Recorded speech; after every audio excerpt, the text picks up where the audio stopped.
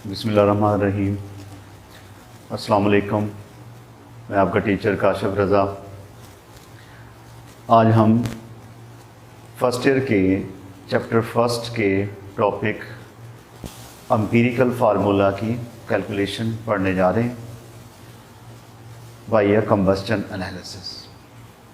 कल हमने empirical formula के बारे में पढ़ा कि एम्पिरिकल फार्मूला क्या होता है।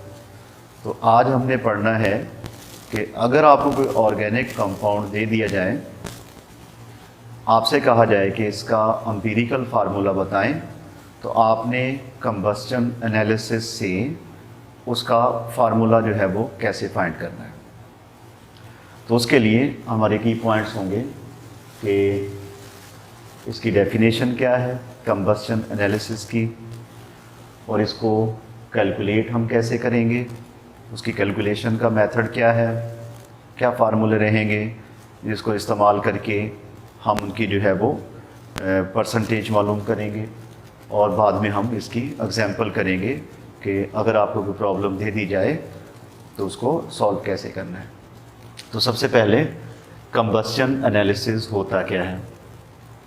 ये वो एनालिसिस है इन which is used to determine the amount of different elements present in a sample or a compound by burning a known amount of organic compound containing carbon, hydrogen and oxygen।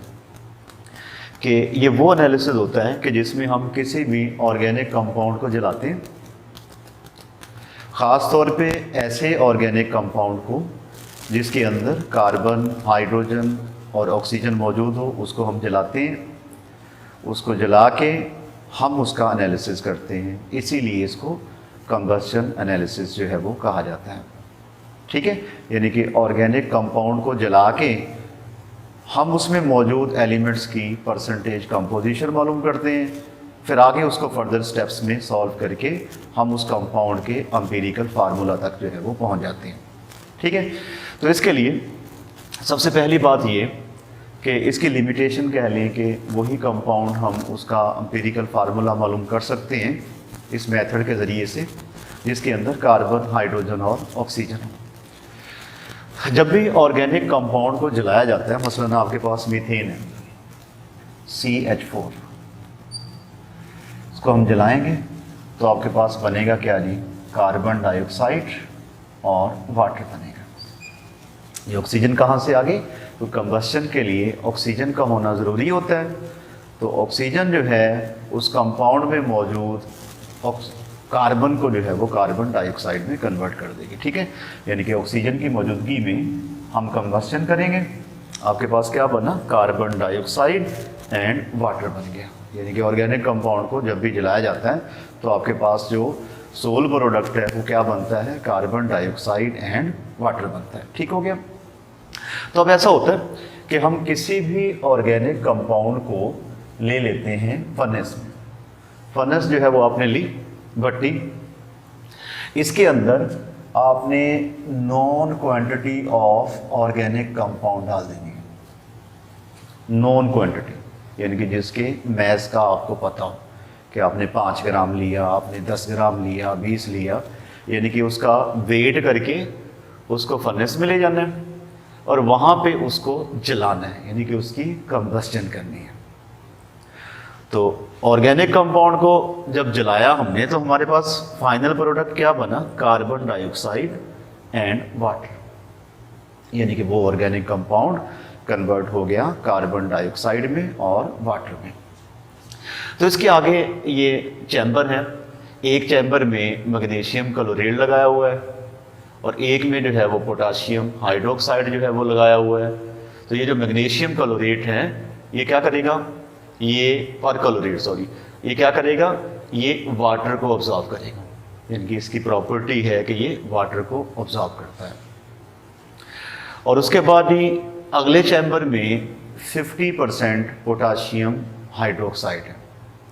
तो potassium hydroxide की property क्या है कि ये carbon dioxide absorber है। अब नतीजा क्या होगा कि ऑर्गेनिक कंपाउंड में जितना कार्बन डाइऑक्साइड और वाटर जो है वो प्रोड्यूस हुआ, वो अब्जॉर्ब कर लिया जाएगा इस चैम्बर में और पोटाशियम हाइड्रोक्साइड वाले चैम्बर में। वहाँ से उसका वेट मेजर कर लिया जाता है, जो आगे फार्मूले में जो है वो यूज़ होगा। ठीक हो गया। तो आपने जलाया, वाटर को जो है इस चैम्बर में अब्जॉर्ब कर लिया और उसका मैस जो है वो मेजर कर लिया, और कार्बन डाइऑक्साइड को इस चैम्बर में अब्जॉर्ब कर लिया और उसका मैस जो है वो आपने मेजर कर लिया। अब एम्पिरिकल फार्मूला की कैलकुलेशन में पहला स्टेप होता है परसेंटेज कंपोजिशन ऑफ एलिमेंट्स मालूम करना। ठीक है, जैसा कि हमने पहले पढ़ा। लेकिन यहाँ पे परसेंटेज मालूम करने के लिए ये 3 फार्मूला आपको यूज़ करने पड़ेंगे। पहला हो गया परसेंटेज ऑफ कार्बन। इस मेथड में हम कार्बन की परसेंटेज जो है वो कैसे मालूम करेंगे। तो उसके लिए क्या होगा कि mass of carbon dioxide over mess of the compound. Carbon dioxide का मैस हमें यहाँ से पता चल जाएगा, और कंपाउंड जो है वो हमने पहले ही उसका मैस जो है वो मेजर करके उसमें डाला था, तो दोनों वैल्यूज़ यहाँ पे पुट कर देंगे। यानी कि मैस ऑफ कार्बन डाइऑक्साइड, क्योंकि कार्बन डाइऑक्साइड में से ही हमने कार्बन को निकालना है, और mess of the compound multiplied by 12। 12 क्या है? It is the atomic mass of the carbon over 44।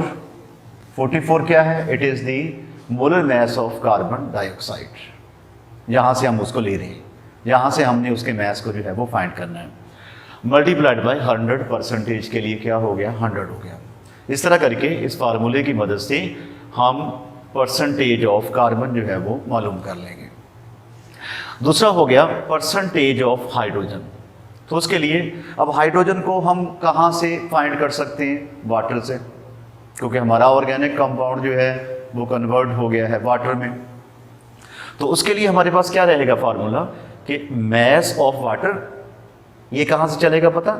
ये इस चैम्बर में हमें इसकी मिकदार जो है वो पता चल जाएगी, कितना वाटर जो है वो अब्सॉर्ब हो। उसका वेट लिया, यहाँ पुट कर दिया, मैस ऑफ द कंपाउंड। अब वाटर जो है H2O, इसके अंदर 2 हैं हाइड्रोजन के एटम्स। अब 2 का मैस कितना हो गया? 2.016 ओवर 18। 18 क्या है? It is the molar mass of water multiplied by 100।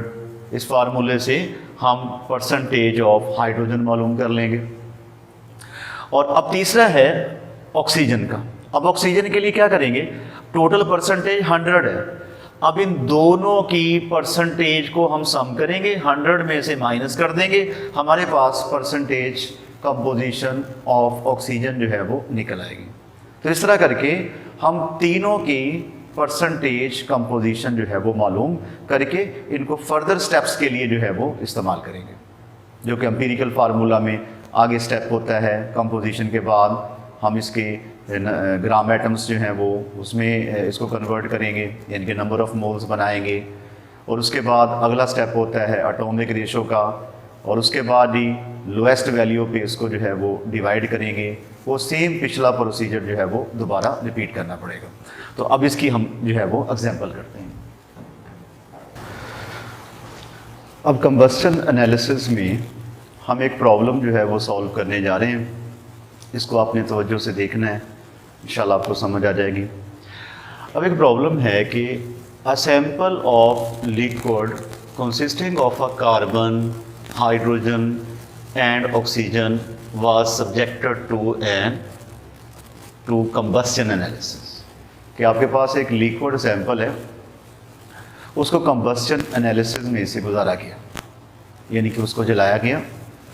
जब उसको जलाया तो उसमें से जो कंपाउंड का मैस है वो है 0.5439, जबकि कार्बन डाइऑक्साइड का जो मैस है वो 1.039 है, और मैस ऑफ वाटर जो है वो 0.6369 ग्राम। यानी कंबस्शन एनालिसिस किया, आपको गिवन है वाटर का मैस भी और कार्बन डाइऑक्साइड का मैस भी, और आपसे मुतालबा क्या है कि आपने इसका एम्पिरिकल फार्मूला बताना है कि इस कंपाउंड का एम्पिरिकल फार्मूला क्या है। तो जब मैसेज आपको गिवन है तो एम्पिरिकल फार्मूला की कैलकुलेशन में सबसे पहला स्टेप होता है परसेंटेज कंपोजिशन ऑफ एलिमेंट्स मालूम करना। कार्बन, हाइड्रोजन और ऑक्सीजन की।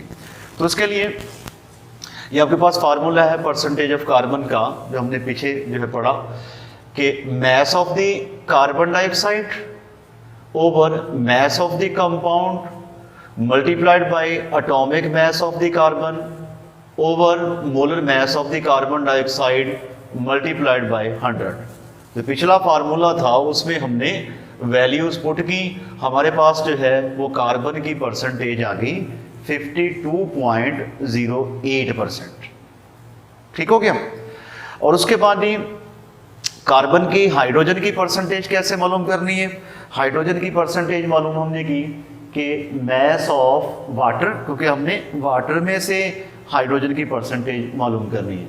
Mess of the water over mess of the compound multiplied by, water में चूंकि 2 हाइड्रोजन हैं तो इसलिए 2 का 1 का मैस होता है 1.008 और 2 का कितना हो गया 2.016 over molar mass of the water multiplied by 100।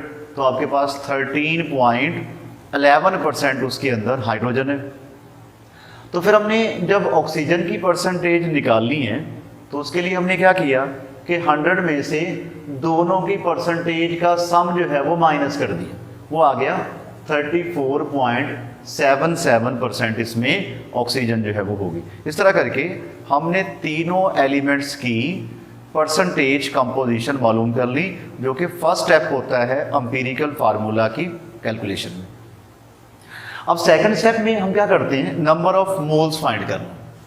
कि कार्बन के नंबर ऑफ मोल्स कैसे फाइंड करेंगे कि mass of the carbon over atomic mass of the carbon, ये आपके पास आ गया 4.34। These are the number of moles of carbon which is present in the organic compound, जिसको हमने जलाया उसके अंदर जो कार्बन है उसके 4.34 मोल्स मौजूद होंगे। इसी तरह हाइड्रोजन के नंबर ऑफ मोल्स फाइंड कर लेंगे कि mass of the hydrogen over atomic mass of the hydrogen 13 आ गया। जब हम ऑक्सीजन की बात करेंगे तो mass of oxygen over atomic mass of oxygen 2.17 आ गया। तो सेकंड स्टेप जो होता है एम्पिरिकल फार्मूला का कि हमने फाइंड करना होते हैं नंबर ऑफ मोल्स, वो भी हमने मालूम कर लिए। जो तीसरा स्टेप है एम्पिरिकल फार्मूला की कैलकुलेशन में वो है उनकी एटॉमिक रेशियो जो है वो फाइंड करना। ये हमने एटॉमिक रेशियो बनाई और साथ में जो सबसे कम नंबर ऑफ मोल्स हैं उस पे इसको डिवाइड कर दिया।